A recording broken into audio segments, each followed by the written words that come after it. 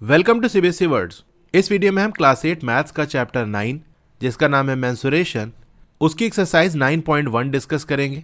इससे पहले की एक्सरसाइजेस की वीडियो अपलोड हो चुकी है। अगर आपने नहीं देखा तो description as well as comment section में आपको प्लेलिस्ट का लिंक मिल जाएगा, वहां से देख सकते हो।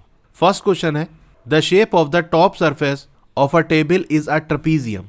एक टेबल का जो ऊपर वाला हिस्सा है, टॉप वाली जो सरफेस है, वो ट्रपीजियम शेप की है। तो ट्रपीजियम बेसिकली एक ऐसा क्वाड्रिलेटरल है, यानी 4 साइडेड फिगर है, जहां पर एक पेयर अपोजिट साइड का, मतलब दो साइड आमने सामने वाली ऐसी होती हैं जो कि पैरेलल है। Find its area if its parallel sides are 1 metre and 1.2 metre एंड perpendicular distance between them is 0.8 metre. तो ट्रपीजियम का आपको एरिया बताना है। एरिया के लिए हमको दो चीजें चाहिए होती है, एक तो जो पैरेलल साइड्स हैं उनकी लेंथ पता चल जाए, दूसरा उन पैरेलल साइड्स के बीच में जो परपेंडिकुलर डिस्टेंस है वो पता चल जाए। और ये दोनों हमको दिया हुआ है, यानी एक पैरेलल साइड जैसे ये हो गया, दूसरी पैरेलल साइड ये हो गई।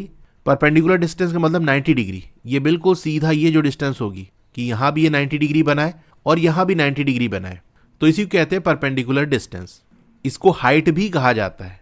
तो हाइट हो गया, और पैरेलल साइड्स को हम जैसे ए और बी से डिनोट कर देते हैं। तो फॉर्मूला बेसिकली एरिया का होता है 1/2 यानी हाफ मल्टीप्लाई बाई जो हाइट है that is perpendicular distance multiply by जो पैरेलल साइड्स का सम है, से ए और बी इसका सम।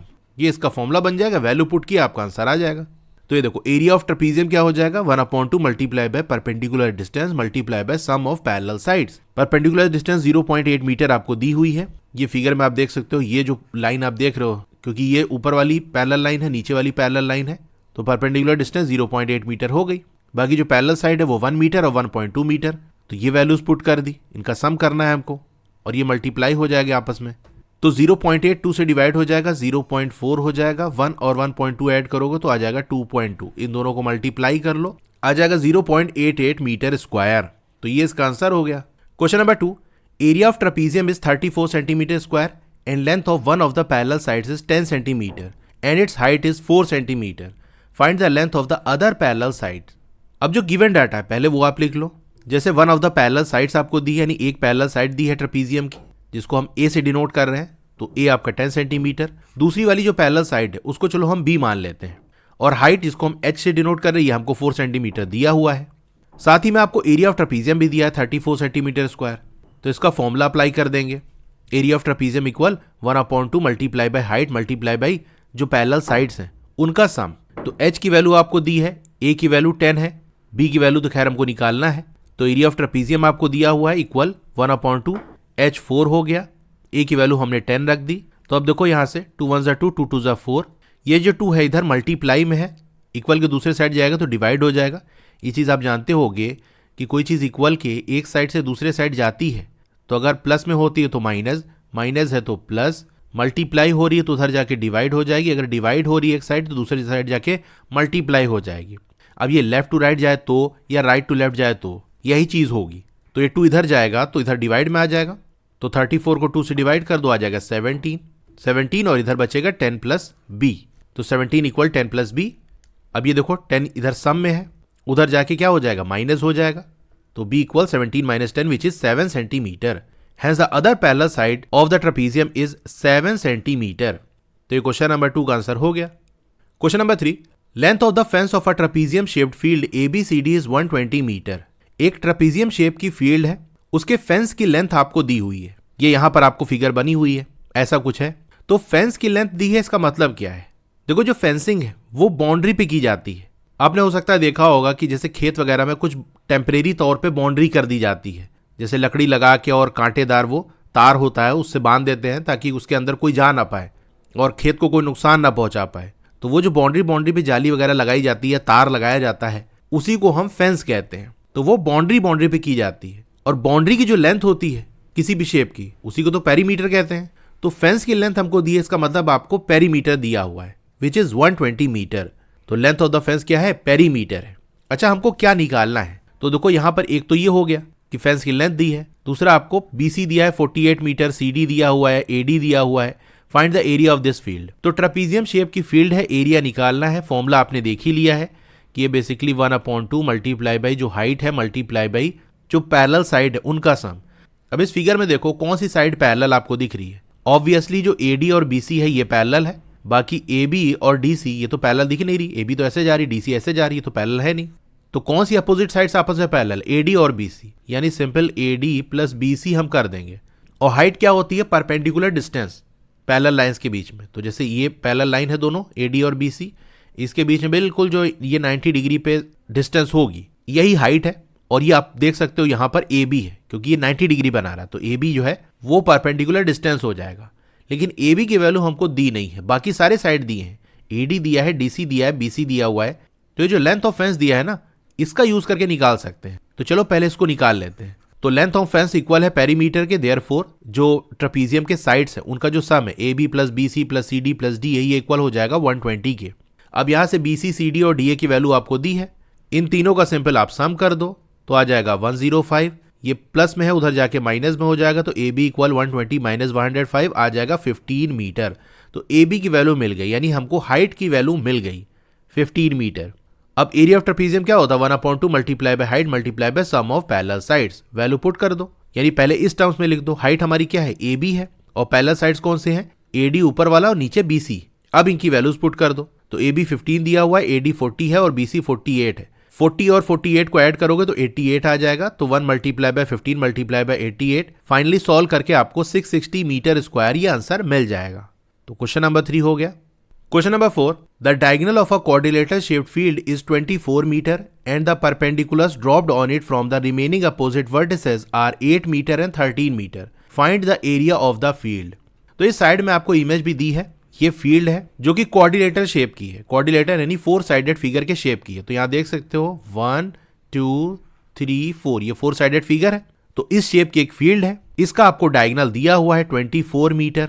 और जो परपेंडिकुलर ड्रॉप किया जा रहा है अपोजिट वर्टेक्स से, यानी एक वर्टेक्स ये हो गया, यहां से एक परपेंडिकुलर डायगोनल तक ड्रॉ किया जा रहा है, और एक ये वाला है यहां से जो परपेंडिकुलर ड्रॉ किया जा रहा है डायगोनल तक, वो आपको दिया हुआ है। आपको एरिया फाइंड आउट करना है।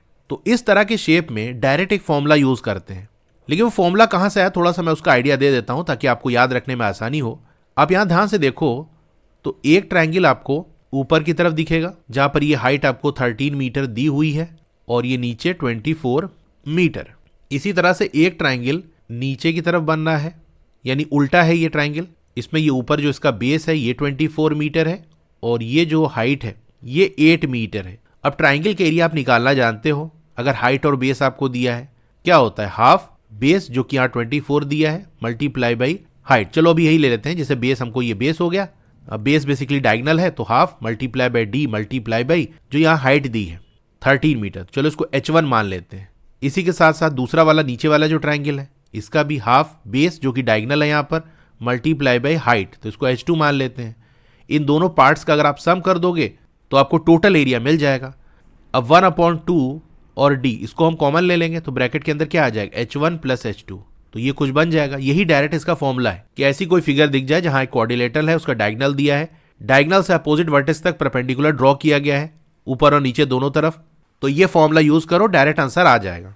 तो लेंथ ऑफ डायगोनल जिसको हम d मान रहे हैं ये 24 मीटर दिया है, और जो इसकी हाइट्स है एक को H1 मान लेते हैं 13 मीटर, H2 8 मीटर। अब फॉर्मूला लगा दो। एरिया ऑफ क्वाड्रिलेटरल का एक ये वाला फॉर्मूला होता है 1/2 multiply by diagonal multiply by H1 H2 का सम, जो कि मैंने यहाँ आपको राइट साइड निकाल के दिखाया कि कहाँ से आ रहा है, ताकि इनकेस अगर आप भूल जाओ ना तो आप ऐसे अलग अलग निकाल के सम कर सकते हो। अब वैल्यूज पुट कर दो। d 24 है, H1 H2 आपका 13 और 8 है। 13 और 8 को ऐड करोगे आ जाएगा 21, 2 1 2 2 12 12 और 21 को मल्टीप्लाई करेंगे तो 252 आएगा। तो 252 मीटर स्क्वायर ये आ गया। Hence the area of the field is 252 metre square. Question number 4 हो गया। Question number 5, diagonals of a rhombus is 7.5 centimetre and 12 centimetre, find its area. तो रोम्बस के एरिया का डायरेक्ट फॉर्मूला होता है 1/2 multiply by product of diagonals, यानी 1/2 और दोनों जो डायगोनल्स हैं उनको लिख के मल्टीप्लाई कर लो। तो 1/2, एक डायगोनल 7.5 दिया है, दूसरा 12 दिया हुआ है, तो 2 1 2 2 6 12, तो 7.5 मल्टीप्लाई बाय 6 आ जाएगा 45 सेंटीमीटर स्क्वायर। क्वेश्चन नंबर 5 हो गया। Question number 6, find the area of a rhombus whose side is 5 centimetre and whose altitude is 4.8 centimetre. Altitude यानी उसकी जो हाइट है वो आपको 4.8 सेंटीमीटर दी हुई है। If one of its diagonals is 8 centimetre long, find the length of the other diagonal. तो एक तो आपको एरिया फाइंड आउट करना है, दूसरा ये कि एक डायगोनल आपको दे दिया, दूसरा डायगोनल निकालना है। अभी लास्ट वाले क्वेश्चन के अंदर हमने रोम्बस का एरिया निकाला था, वहां जो फॉर्मूला यूज किया था उसके अंदर दोनों डायगोनल्स की वैल्यू हमको चाहिए होती है। अब यहां पर एक ही डायगोनल दिया है तो उस फॉर्मूला का तो यूज कर नहीं सकते, तो एक दूसरे फॉर्मूला का यूज करेंगे। देखो जो रोम्बस है ना वो एक तरह का पैरेललोग्राम होता है। पैरेललोग्राम एक ऐसा कोऑर्डिनेटर है, यानी ऐसी 4 साइडेड फिगर है जिसकी जो अपोजिट साइड्स है वो पैरेलल होती है, पैरेलल से पैरेललोग्राम। तो रोम्बस भी एक तरह का पैरेललोग्राम है, बस रोम्बस के अंदर स्पेशल ये होता है कि इसकी चारों जो साइड है वो इक्वल लेंथ की होती है, बाकी है ये भी पैरेललोग्राम। तो पैरेललोग्राम वाला फॉर्मूला अप्लाई कर सकते हैं। तो आप चाहे तो फिगर इस तरह से ऐसे ड्रॉ कर देना कि ये हमारा रोम्बस है और रोम्बस के ये ऊपर वाला जो साइड है और नीचे वाला साइड, इससे अगर हम बिल्कुल एक परपेंडिकुलर ड्रॉ कर दें जो 90 डिग्री बना रहा हो तो वो लेंथ आपको एल्टीट्यूड दे देगी, यानी हाइट दे देगी। तो ये जो डॉटेड लाइन से आप देख रहे हो ये बेसिकली इस रोम्बस की हाइट है, जो कि एक वर्टेक्स से उसके सामने वाले साइड तक जाती है और 90 डिग्री का एंगल बनाती है। तो रोम्बस का हमको साइड दिया है, तो जैसे नीचे वाले साइड जिसको हम बेस कहते हैं वो आपका 5 सेंटीमीटर हो जाएगा। एल्टीट्यूड यानी जो हाइट है वो 4.8 सेंटीमीटर है। तो पहले आप लिख देना rhombus is a parallelogram. Area of a parallelogram क्या होता है? Base multiply by height. अब रोम्बस के चारों साइड इक्वल होता है तो नीचे वाला साइड सिर्फ हमने शो किया है जो कि है 5 सेंटीमीटर, क्योंकि हमको बेस से ही मतलब है फॉर्मूले में अपने। देयरफॉर एरिया ऑफ रोम्बस, अब रोम्बस क्योंकि पैरेललोग्राम है तो जो पैरेललोग्राम का फॉर्मूला है वही रोम्बस का फॉर्मूला हो जाएगा। ये भी क्या हो जाएगा? Base multiply by height. Base आपको 5 सेंटीमीटर दिया है, हाइट है 4.8 सेंटीमीटर, मल्टीप्लाई कर दो आ जाएगा 24 सेंटीमीटर स्क्वायर। यूनिट पे थोड़ा ध्यान देना, सेंटीमीटर है कि मीटर है, एरिया की बात कर रहा है तो स्क्वायर लगेगा। ये सब छोटी छोटी गलतियां हो जाती हैं, इसलिए मैं आपको बता रहा हूँ। कुछ लोग स्क्वायर नहीं लगाते, सिर्फ 24 सेंटीमीटर लिख दिया तो वो गलत हो जाएगा। तो एरिया हमारा आ गया।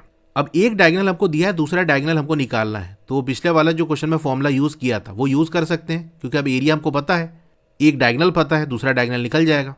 Late the other diagonal B D. अब दूसरे वाले डायगोनल को अगर हम डी मान लें, देयरफॉर एरिया ऑफ रोम्बस क्या हो जाएगा? यानी अब दूसरा फॉर्मूला लगा रहे हैं 1/2 multiply by product of diagonals. Area of rhombus हमको क्या दिया है? देखो 24 सेंटीमीटर स्क्वायर दिया है, इधर 1/2 लिख दिया, मल्टीप्लाई बाई एक डायगोनल तो दिया हुआ है 8, दूसरा हमने डी मान लिया। 2 1 2, 2 4 8, 4 और डी मल्टीप्लाई होकर 4D हो जाएगा। तो 24 सेंटीमीटर स्क्वायर इक्वल 4D। तो ये 4 मल्टीप्लाई में उधर जाके डिवाइड में आ जाएगा, तो डी की वैल्यू क्या हो जाएगी? 24 divided by 4 which is 6 centimetre. Thus the required other diagonal is 6 centimetre. तो जो हमारा रिक्वायर्ड डायगोनल था वो क्या है? 6 सेंटीमीटर है। क्वेश्चन नंबर 6 हो गया। Question number 7, the floor of a building consist of 3000 tiles which are rhombus shaped and each of its diagonal are 45 cm and 30 cm in length। अब किसी बिल्डिंग की जो फ्लोर है उसमें 3000 टाइल्स लगी हुई है, वो जो टाइल्स हैं वो रोम्बस शेप की है और उस रोम्बस के आपको दोनों डायगोनल दिए हैं। Find the total cost of polishing the floor if the cost per metre square is ₹4। तो फ्लोर को पॉलिश करने का कितना कॉस्ट आएगा? रेट आपको दिया है कि पर मीटर स्क्वायर यानी 1 मीटर स्क्वायर एरिया को पॉलिश करने के लिए ₹4 कॉस्ट आएगी। अब देखो पॉलिश कहाँ होता है? सरफेस पे होता है ना, मतलब पूरे एरिया में पॉलिश होगा। जैसे ये मान लो फ्लोर है तो पॉलिश कहाँ होगा? सिर्फ बाउंड्री पे होगा या पूरा अंदर होगा? अंदर होगा ना। तो मतलब एरिया की बात कर रहे हैं, हमको एरिया निकालना होगा। तो पहले हम क्या करेंगे, एक टाइल का जो एरिया है वो निकाल लेंगे। ऐसे 3000 टाइल्स हैं तो 3000 से मल्टीप्लाई कर देंगे तो सारी जो टाइल्स हैं जो पूरे फ्लोर पे लगी है यानी पूरे फ्लोर का एरिया हमको मिल जाएगा। फिर उसके बाद पर मीटर स्क्वायर जो फ्लोर का है उसकी कॉस्ट आएगी ₹4। तो कितना मीटर स्क्वायर फ्लोर है उससे 4 को मल्टीप्लाई कर देंगे, आंसर आ जाएगा। तो चलिए करते हैं। पहला काम क्या है? एक टाइल जो कि रोम्बस शेप की है उसका एरिया निकालना। Tiles are rhombus shaped having diagonal 1 45 centimetre and D2 that is diagonal 2 30 centimetre. Area of tile यानी एरिया ऑफ रोम्बस क्या हो जाएगा? 1/2 multiply by D1 multiply by D2। Value put करके सॉल्व करोगे तो आ जाएगा 675 सेंटीमीटर स्क्वायर। ये तो सिर्फ एक टाइल का एरिया आया है, ऐसी हमारी 3000 टाइल्स हैं तो टोटल नंबर ऑफ टाइल्स क्या है? 3000 है।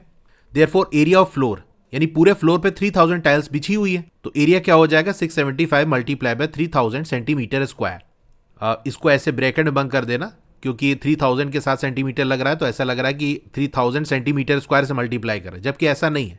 या फिर इस 675 को राइट साइड लिख देना।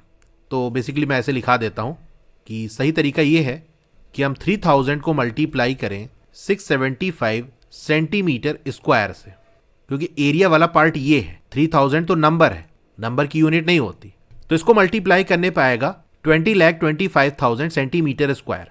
अब कुछ लोग गलती क्या करते हैं, सिंपल देख लिया एरिया आ गया है, इसी को 4 से मल्टीप्लाई कर देते हैं, अपना काम हो जाएगा।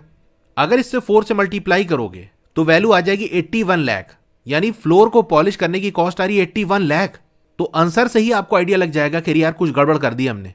वैसे अगर आपने यूनिट पे ध्यान दिया होगा तो ये गलती नहीं होगी। हमें जो कॉस्ट दी है वो पर मीटर स्क्वायर के हिसाब से दी है। यहां जो एरिया आ रहा है वो सेंटीमीटर स्क्वायर में है, तो सेंटीमीटर स्क्वायर को मीटर स्क्वायर में पहले बदलेंगे। कैसे बदलेंगे? ये चीज तो आप जानते होंगे कि 1 मीटर के अंदर 100 सेंटीमीटर होता है। हमको सेंटीमीटर को मीटर में बदलना है ना, तो उल्टा रिलेशन लिखते हैं। 1 सेंटीमीटर इक्वल होता है 1/100 मीटर के। तो यहां सेंटीमीटर स्क्वायर है नहीं, 2 सेंटीमीटर है, तो 1 सेंटीमीटर ये, दूसरा सेंटीमीटर, यानी अगर यहां पर हम 1 सेंटीमीटर और मल्टीप्लाई कर दें तो एक और 1 सेंटीमीटर मीटर के फॉर्म में ऐसे आ जाएगा। तो हम कह सकते हैं 1 सेंटीमीटर स्क्वायर ये इक्वल हो जाएगा 1/100 और 1/100 1/10,000 मीटर स्क्वायर के।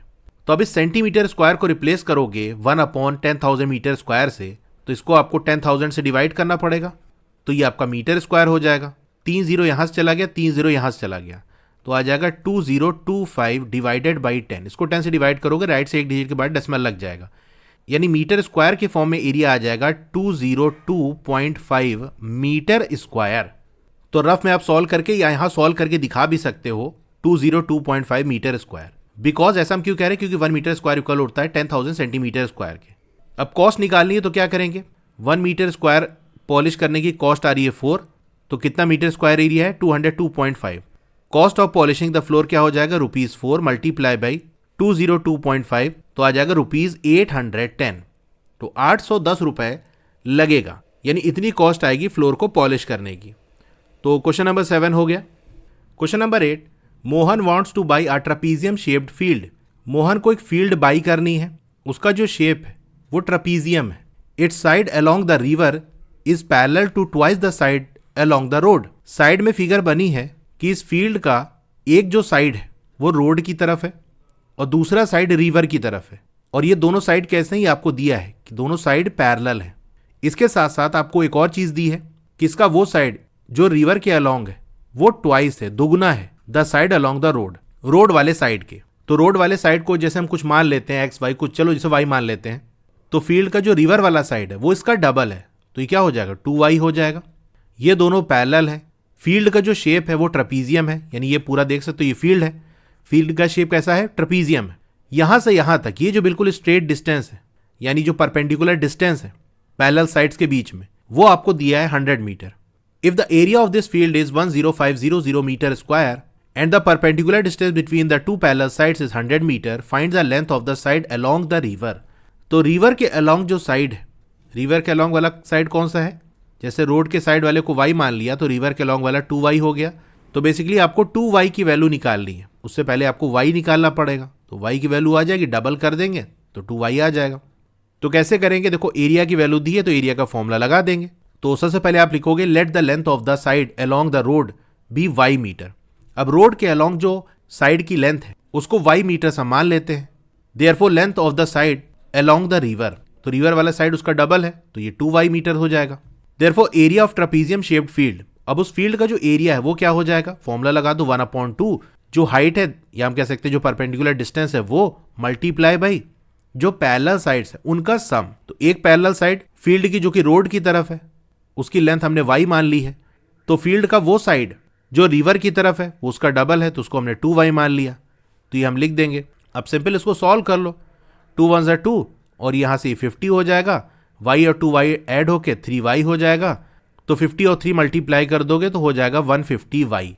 साथ ही में एरिया आपको दिया हुआ है, तो ऐसे वैल्यू पुट कर दो कि एरिया आपको ये दिया हुआ है, यहां सॉल्व करके हमने 50 कर लिया और y और 2y ऐड करके 3y कर लिया, तो 50 और 3 मल्टीप्लाई होकर 150 हो जाएगा।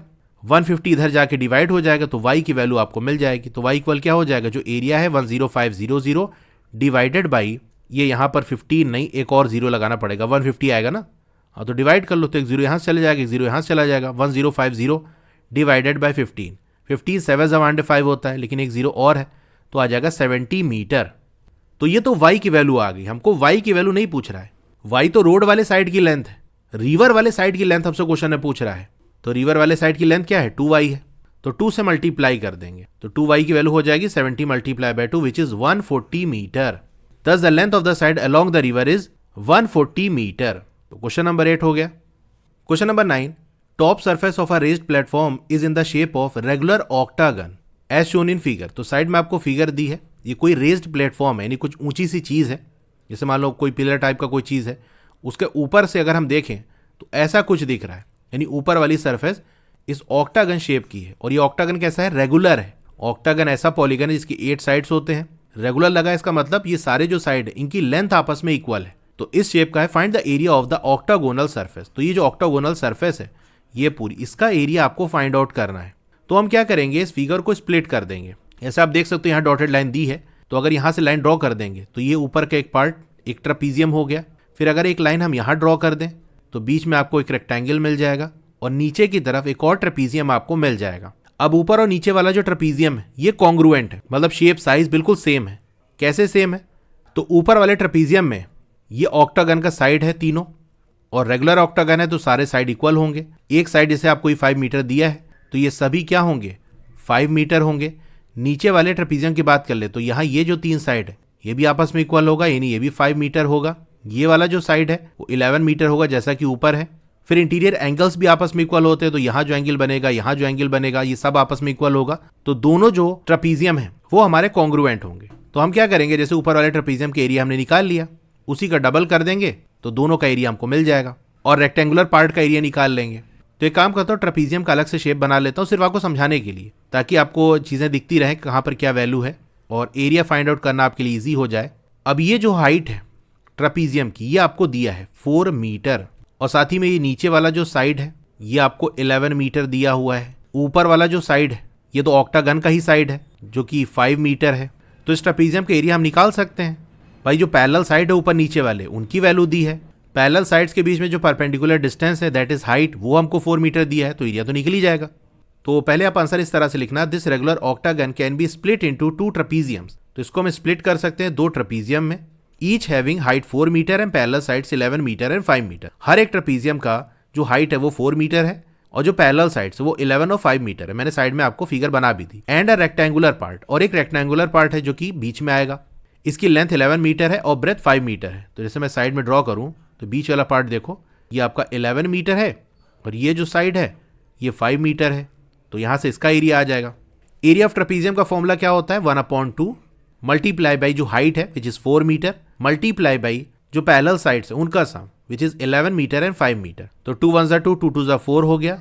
11 और 5 को ऐड किया आया 16, तो 2 मल्टीप्लाई बाई 16 मीटर स्क्वायर। ऐसे ब्रैकेट बंद कर देना क्योंकि पूरा है ये, मीटर को अलग से लेके हमने मल्टीप्लाई कर दिया है। तो 2 multiply by 16 that is 32 metre square. तो ये तो एक ट्रापीजियम का एरिया आ गया। ऐसे नीचे भी है तो डबल कर देंगे तो दोनों का मिला के एरिया हमको मिल जाएगा। Area of both the trapezium क्या हो जाएगा? 2 multiply by 32 metre square which is 64 metre square. इसी तरह जो रेक्टेंगुलर पार्ट है, now the area of the rectangular part क्या हो जाएगा? Length multiply by breadth. Length 11 metre, breadth है 5 मीटर, तो आ जाएगा 55 metre square. Therefore area of regular octagon क्या हो जाएगा? दोनों ट्रापीजियम का कंबाइंड जो एरिया है प्लस रेक्टेंगुलर पार्ट का एरिया, तो आ जाएगा 119 मीटर स्क्वायर। क्वेश्चन नंबर 9 हो गया। Question number 10, there is a pentagonal shaped park as shown in the figure. तो एक पेंटागन शेप का पार्क है, उसकी फिगर आपको ये नीचे दी हुई है। For finding its area Jyoti and Kavita divided it into 2 different ways.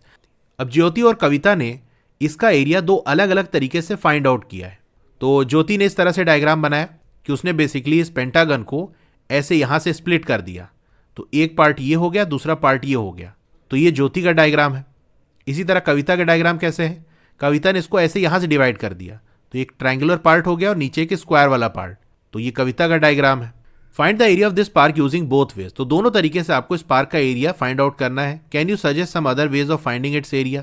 क्या कोई और भी आप तरीका सजेस्ट कर सकते हो एरिया फाइंड करने का? तो पहले इन दोनों का जो तरीका है एरिया फाइंड करने का उसको देख लेते हैं। तो ज्योति ने इस तरह से कुछ बनाया है, तो हम भी इस तरह से डायग्राम बना देंगे अपने आंसर में। फिर आप लिख देना ज्योतिज वे। ज्योति का क्या तरीका है? The given shape is splitted into 2 congruent trapeziums. अगर आप देख पा रहे हो यहाँ पर, तो इस डॉटेड लाइन की वजह से ये जो पेंटागन है वो 2 ट्रापीजियम में डिवाइड हो गया है। जैसे एक अगर मैं बनाऊं तो ये ऐसा कुछ है, तो ये ट्रापीजियम है कि नहीं? ट्रापीजियम कंडीशन क्या होती है? एक पेयर अपोजिट साइड का वो पैरेलल हो। तो ये वाला साइड और ये वाला साइड आपस में पैरेलल है, क्योंकि इधर 90 डिग्री बनना है, इधर 90 डिग्री बनना है। आप फिगर में देख सकते हो, ये 90 डिग्री, ये 90 डिग्री। तो हम क्या करेंगे, इस ट्रापीजियम का एरिया निकाल लेंगे। और ऐसा ही पार्ट ये दूसरे साइड भी बना हुआ है, यानी 2 ट्रापीजियम को बेसिकली जो कि बिल्कुल एक जैसे हैं, कॉन्ग्रुएंट है, उन्हीं को ज्वाइन किया गया है। तो एक का एरिया निकाल के डबल कर देंगे तो दोनों को मिला के एरिया हमको मिल जाएगा, यानी टोटल जो पेंटागन का एरिया है वो हमको मिल जाएगा। तो यहाँ पर मैं पहले कुछ वैल्यूज़ लिख देता हूँ। जैसे आप फिगर में देख सकते हो ये टोटल नीचे वाला जो बेस है 15 मीटर है। अब सिर्फ इतने पार्ट की अगर हम बात कर लें तो 15 का हाफ विच इज़ 7.5 मीटर हो जाएगा। यहाँ से यहाँ तक की जो लेंथ है वो हमको दी हुई है 15 मीटर। ये पूरा ऊपर से नीचे आप देख सकते हो 30 मीटर है। तो ये जो डॉटेड लाइन वाला है ये 30 मीटर हो जाएगा। तो ये वाला साइड आपस में पैरेलल है, पैरेलल साइड्स की वैल्यू हमको मिल गई। दोनों पैरेलल साइड के बीच में जो परपेंडिकुलर डिस्टेंस है यानी यहाँ से यहाँ तक वो हमको मिल गया 7.5 मीटर। तो बस फॉर्मूला लगाओ, वैल्यू पुट कर दो। एरिया ऑफ ट्रेपेजियम क्या हो जाएगा 1/2 मल्टीप्लाई बाई हाइट यानी परपेंडिकुलर डिस्टेंस जो है पैरेलल साइड्स के बीच में वो, और जो पैरेलल साइड्स की वैल्यू है विच इज़ 15 मीटर और 30 मीटर, इनका सम कर दिया। तो 15 और 30 को ऐड करोगे आ जाएगा 45। अब हम यहाँ पर क्या कर रहे हैं, थोड़ा सा एक ट्रिक लगा रहे हैं। देखो इन दोनों को ही सिर्फ हम मल्टीप्लाई कर रहे हैं, 1/2 मल्टीप्लाई नहीं कर रहे हैं, क्योंकि हमको बेसिकली क्या करना है, एक ट्रेपेजियम के एरिया जो आएगा उसको 2 से मल्टीप्लाई करना है तो डबल हो जाएगा। तो 2 ट्रेपेजियम है, दोनों का मिला के एरिया मिल जाएगा। तो 1/2 का मतलब ये है कि हमको 2 से अभी डिवाइड करना है, बाद में चल के 2 से मल्टीप्लाई करना है। तो ये 2 और बाद में जो 2 आएगा वो कैंसिल आउट हो जाएगा। तो हम पहले से ही इसको सॉल्व नहीं करते। तो यहाँ 7.5 और 45 को हमने मल्टीप्लाई किया, आया 337.5 और 1/2 को वैसे ही रखेंगे। तो एक ट्रेपेजियम का एरिया ये आ गया। Therefore the area of pentagonal shape, pentagonal shape का एरिया क्या हो जाएगा, इसी ट्रेपेजियम के एरिया का डबल। तो देखो अब हमने इसमें 2 मल्टीप्लाई कर दिया, जो ऊपर एरिया निकाला था। तो ये जो 2 है और 1/2 का ये डिनोमिनेटर में 2, ये कैंसिल आउट हो जाएगा। तो हमारा आंसर आ जाएगा 337.5 मीटर स्क्वायर। तो ये तो ज्योतिष वे है एरिया फाइंड करने का। अब चलो कविता वाला कर लेते हैं। तो कविता का डायग्राम कुछ इस तरह से है। ये नीचे वाला जो बेस है इसका ये 15 मीटर दिया हुआ है, तो ये भी आपका क्या होगा 15 मीटर होगा। यहाँ से यहाँ तक आपको 15 मीटर दिया है और पूरा ऊपर से नीचे तक 30 दिया हुआ है, मतलब ये इतना भी कितना होगा, चलो बीच में ला देते हैं, मतलब यहाँ से लेके यहाँ तक ये भी 15 मीटर होगा।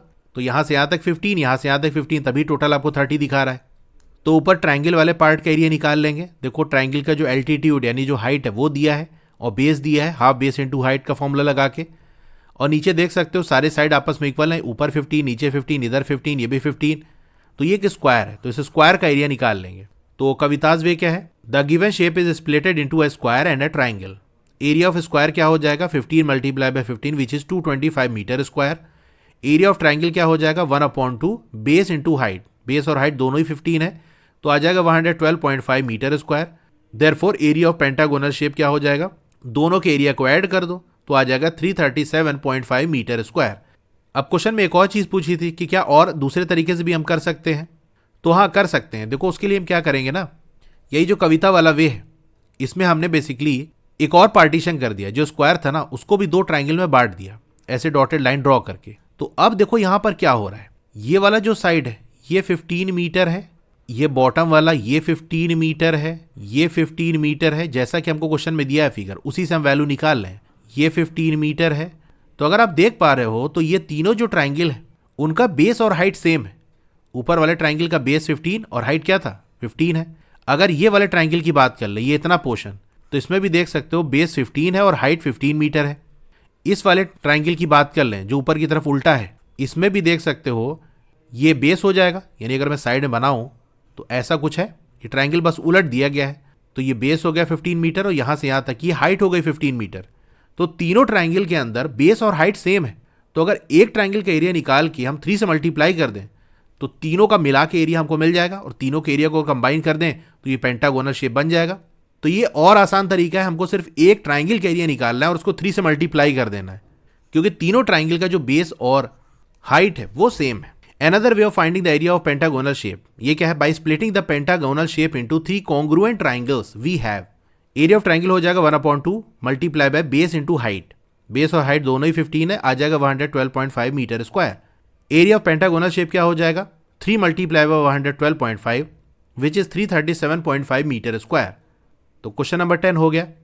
अगर आप क्लास 8 में अच्छा स्कोर करना चाहते हो तो उसके लिए मैं ओसवाल बुक्स को सजेस्ट करूंगा। ये काफी अच्छी बुक है। इसके अंदर आपको रिवीजन नोट्स मिल जाएंगे, क्यूआर स्कैन करके वीडियोस देख सकते हो, इस तरह के माइंड मैप्स आपको मिल जाएंगे, इन टेक्स्ट क्वेश्चन वगैरह जैसे ट्राइडीज वगैरह उसके सोल्यूशन, एक्सरसाइज के सोल्यूशन और एनसीईआरटी एग्जाम्पल जो कि एग्जाम के पॉइंट ऑफ व्यू से बहुत इंपॉर्टेंट है, उसके इंपॉर्टेंट क्वेश्चन के सोल्यूशन मिल जाएंगे। फिर जो लेटेस्ट पैटर्न है उसके अकॉर्डिंग आपको कॉम्पिटेंसी या क्रिटिकल थिंकिंग बेस्ड क्वेश्चन भी पूछे जाएंगे, तो वो भी आपको यहाँ मिल जाएंगे। और लास्ट में आपको 2 प्रैक्टिस पेपर्स मिल जाएंगे। अगर आपको इस बुक को परचेज करना है तो मैंने डिस्क्रिप्शन में लिंक दे दिया है, वहां से नहीं तो मेरा व्हाट्सएप चैनल है, इसको ओपन कर लो। यहाँ पे टॉप पे चैनल का नाम है, उस पर क्लिक कर दो। रीड मोर पे क्लिक करना है तो यहाँ आपको एक लिंक मिल जाएगा, इस पर क्लिक करके यहाँ से परचेज कर सकते हो। Question number 11. Diagram of the adjacent picture frame has outer dimensions 24 cm by 28 cm and inner dimensions 16 cm by 20 cm. तो राइट साइड आपको एक पिक्चर फ्रेम का डायग्राम बना हुआ है। तो फ्रेम कैसे होता है, एक ये इसका बाहर वाला हिस्सा होता है, एक ये ऐसे अंदर होता है, इसी के अंदर फोटो वगैरह लगाई जाती है और ये इस तरह से बना होता है, यानी 4 पार्ट को ज्वाइन करके ऐसे फ्रेम बनाया जाता है। तो जो बाहर वाला हिस्सा है उसके डायमेंशन आपको दिया है कि ये 24 है और ये 28 है। इसी तरह से इनर डायमेंशन ये आपको 16 सेंटीमीटर दिया है और ये 20 सेंटीमीटर दिया हुआ है। Find the area of each section of the frame if the width of each section is same. अब आपको हर सेक्शन का एरिया फाइंड आउट करना है। यहाँ पर आप देख सकते हो 4 सेक्शन बने हुए हैं, एक ये वाला, एक ये इधर साइड, एक ये ऊपर की तरफ, ये इधर साइड, 4 सेक्शंस हैं। ये बीच वाला तो खैर यहाँ तो फोटो लगेगी, ये फ्रेम का पार्ट थोड़ी ना है, इसके अंदर तो आप फोटो लगाते हो। तो फ्रेम वाला यही 4 पार्ट है। तो हर एक सेक्शन का आपको एरिया निकालना है। अब एक और इन्फॉर्मेशन आपको दी है, वो ये है कि फ्रेम की जो विड्थ है, जो चौड़ाई है, वो सेम है हर सेक्शन में। जैसे यहाँ से यहाँ तक ये जो विड्थ है, और इधर साइड इसकी बात कर लें तो ये हो गया, ऊपर की तरफ ये जो विड्थ है, इसी तरह लेफ्ट साइड ये जो विड्थ है, ये सब सेम है। अच्छा, ये चारों जो सेक्शन है इनका शेप आपको कैसा देखने को मिल रहा है। अगर ये इस वाले सेक्शन की मैं बात करूं तो ये एक ट्रेपीजियम है। इसको मैं थोड़ा सा नीचे ड्रॉ कर देता हूं। तो इस ट्रेपीजियम का जो ऊपर वाला साइड है वो है 16 सेंटीमीटर और नीचे वाला है 24 सेंटीमीटर। इसकी विड्थ पता चल जाए तो फॉर्मूला लगा के हम एरिया निकाल सकते हैं। विड्थ कैसे निकलेगी, अब जो फिगर हमको दी उसको देखो, ऊपर से लेके नीचे तक ये पूरा 28 सेंटीमीटर है और ये इतना 20 सेंटीमीटर है। तो जैसे मैं एक बार यहाँ फिर से बना देता हूँ, ये पूरा यहाँ से यहाँ तक ये 28 सेंटीमीटर है और ये इतना 20 सेंटीमीटर है। अगर 28 माइनस 20 कर दें तो हमको ये ऊपर वाला हिस्सा और ये नीचे वाला हमको मिल जाएगा। तो 28 माइनस 20 कर देंगे तो आ जाएगा 8, यानी जो बचा हुआ हिस्सा है ये ऊपर वाला यहाँ से यहाँ तक और नीचे वाला यहाँ से यहाँ तक, ये टोटल आ जाएगा 8 सेंटीमीटर। लेकिन हमको क्या चाहिए, हमको तो बस नीचे वाला इतना हिस्सा चाहिए, यही इस ट्रेपीजियम की हाइट हो जाएगी। तो वो कितना होगा, यानी यहाँ से यहाँ तक ये वाला पार्ट जो है ये 4 हो जाएगा और यहाँ से यहाँ तक ये 4 हो जाएगा, यानी आधा ऊपर की तरफ आधा नीचे की तरफ, क्योंकि हमसे कहा है विड्थ इक्वल है। तो 4 ऊपर 4 नीचे हो जाएगा। तो अब देखो 4 और 20 24 प्लस 4 28 टोटल आ गया कि नहीं। तो यहाँ से हमको इस ट्रेपीजियम की विड्थ मिल जाएगी, यानी जो हाइट है, हम कह सकते हैं पैरेलल लाइंस के बीच में जो परपेंडिकुलर डिस्टेंस है वो मिल जाएगी। तो चलो इसका एरिया हम निकालते हैं। तो एरिया ऑफ ट्रेपीजियम 1, ये जो नीचे वाला है ना, इसको हम नाम दे देते हैं 1, ट्रेपीजियम नंबर 1। इसका एरिया क्या होगा, देखो पैरेलल साइड्स इसकी कितनी है 24 सेंटीमीटर और 16 सेंटीमीटर। ये मैंने आपको नीचे अलग से ड्रॉ करके दिखाई दिया। हाइट कैसे निकलेगी, 28 माइनस 20 कर देंगे, फिर 2 से डिवाइड कर देंगे, क्योंकि ऊपर वाला पार्ट और नीचे वाला पार्ट ये दोनों मिला के आपको 8 मिल रहा है। तो 2 से डिवाइड कर देंगे तो उससे नीचे वाले पार्ट की वैल्यू आ जाएगी, विच इज 4 सेंटीमीटर। एरिया क्या हो जाएगा 1/2 multiply by height multiply by parallel sides का सम, सॉल्व करके आ जाएगा 80 सेंटीमीटर स्क्वायर। तो ट्रेपीजियम नंबर 1 का एरिया आ गया 80 सेंटीमीटर स्क्वायर। अब इसी तरह से ये वाले को हम ट्रेपीजियम नंबर 2 नाम दे देते हैं। तो इसको भी मैं अगर इधर ड्रॉ करूं थोड़ा सा, तो ये 28 है, ये 20 है। हमसे कह रहा है कि विड्थ सेम है, तो एक बार हमने जो विड्थ निकाल ली विच इज हाइट, वही यहाँ पर भी होगी, यानी ये भी क्या होगा 4 सेंटीमीटर होगा। एरिया ऑफ ट्रेपीजियम नंबर 2, यहाँ पर पैरेलल साइड्स कितनी है 20 सेंटीमीटर और 28 centimetre, height 4 centimetre, because width same ये दिया हुआ है हमको, यानी फ्रेम की जो विड्थ है वो एक्चुअल में ट्रेपीजियम की हाइट है। तो हाइट हमने निकाल लिया, यानी ट्रेपीजियम की विड्थ हमने निकाल ली। तो विड्थ सेम आपको दी है, तो एक बार निकाल लिया तो ये भी 4 होगा। एरिया का फॉर्मूला लगा देंगे 1/2 multiply by height which is 4, और जो पैरेलल साइड्स है यहाँ पर ट्रेपीजियम नंबर 2 के अंदर 20 और 28, इसका सम कर दो। 2 1 ज़ा 2, 2 2 ज़ा 4 हो जाएगा, और इन दोनों को सम करोगे 48, तो 2 multiply by 48 which is 96 centimetre square. अब आप यहाँ देखो, इसको जैसे हम ट्रेपीजियम नंबर 3 नाम दे देते हैं और इसको ट्रेपीजियम नंबर 4 नाम दे देते हैं, तो जो एरिया 1 का होगा वही 3rd का होगा। क्यों होगा, क्योंकि इसके भी डायमेंशन वही है। अगर विड्थ की बात कर ले वो तो सभी जगह सेम है 4। ये नीचे 24 है तो ये ऊपर वाला ये भी 24 होगा, ये 16 है तो ये भी 16 होगा, तो सारी चीज़ें वही हैं। तो मतलब जो फर्स्ट का एरिया है वही थर्ड का एरिया होगा। इसी तरह से जो एरिया सेकंड का है वही फोर्थ का होगा, क्योंकि इसकी विड्थ और इसकी विड्थ यानी दोनों ट्रेपीजियम का जो हाइट है वो सेम है। सेकंड वाले का जो बेस है वो 28 सेंटीमीटर है, इसका बेस ये भी 28 सेंटीमीटर होगा। ये 20 सेंटीमीटर है तो यहाँ से यहाँ तक ये भी 20 सेंटीमीटर होगा। तो बिल्कुल आइडेंटिकल है कि नहीं, एक ही जैसा है बिल्कुल। तो सेकंड और फोर्थ का एरिया सेम होगा। यही चीज़ आप लिख देना। Trapezium number 1 and trapezium number 3 are congruent, therefore area of trapezium 3 क्या हो जाएगा, एरिया ऑफ ट्रेपीजियम फर्स्ट, और फर्स्ट वाले के एरिया हमने निकाला था 80 centimetre square. Also trapezium number जो 3 है, सॉरी यहाँ 3 नहीं होगा, सेकंड वाला जो है ना, सेकंड और फोर्थ आपस में इक्वल है, फर्स्ट और थर्ड है, सेकंड और फोर्थ, तो ट्रेपीजियम सेकंड और फोर्थ ये कॉन्ग्रुएंट है। Therefore area of trapezium fourth क्या हो जाएगा, area of trapezium second which is 96 centimetre square. Question number 11 हो गया और यहाँ की एक्सरसाइज हमारी कंप्लीट हो गई। क्लास 8 की और वीडियो देखना चाहते हो तो इस तरह से आपकी वीडियो चली होगी। पहले वीडियो को लाइक कर लो, चैनल को सब्सक्राइब कर लो, मोर पे क्लिक कर देना है, फिर से मोर पे क्लिक कर देना है, तो आपका डिस्क्रिप्शन ओपन हो जाएगा। यहाँ पर आपको मेरे व्हाट्सएप चैनल का लिंक मिल जाएगा, उसको ज्वाइन कर लोगे तो आपको लेटेस्ट अपडेट मिलती रहेगी। डोंट वरी, आपका नाम और फोन नंबर किसी को भी विजिबल नहीं होगा। फिर क्लास 8 की बेस्ट बुक का लिंक मैंने दे दिया है, इस लिंक पे क्लिक करके यहाँ से परचेस कर सकते हो। अब अगर आपको स्टडी मटेरियल चाहिए, जैसे नोट्स हो गया, एक्सरसाइज के सॉल्यूशन हो गया, तो मेरी वेबसाइट विजिट कर सकते हो। और नीचे आओगे तो क्लास 8 मैथ्स की चैप्टर वाइज प्लेलिस्ट मिल जाएगी। जिस चैप्टर की वीडियो देखनी है उसके साथ में जो लिंक है उस पर आप क्लिक करोगे तो उस चैप्टर की प्लेलिस्ट ओपन हो जाएगी। और नीचे आओगे तो और भी जो सब्जेक्ट्स हैं उनकी प्लेलिस्ट का लिंक मिल जाएगा। Okay, thank you.